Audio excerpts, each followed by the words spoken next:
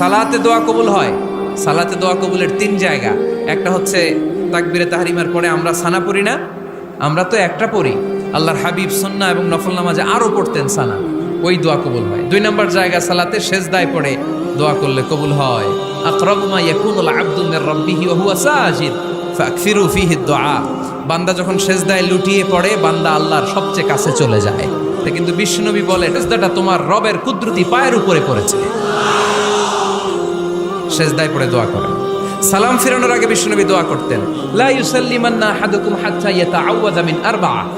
আল্লাহর হাবিব বললেন 4 জিনিস থেকে পানাহ না আছে আমার কোন উম্মত যেন সালাম না ফিরায়। তারা যেন পড়ে আল্লাহুম্মা ইন্নী আউযু বিকা মিন আযাবিল কবর, আউযু বিকা মিন আযাবি জাহান্নাম, আউযু বিকা মিন ফিতনাতিল মাহইয়া ওয়াল মামাত, আউযু বিকা মিন ফিতনাতিল মাসিহিদ দাজ্জাল। আল্লাহ কবরের আযাব থেকে বাঁচাও, আল্লাহ জাহান্নামের আগুন থেকে বাঁচাও, আল্লাহ জীবন মরণ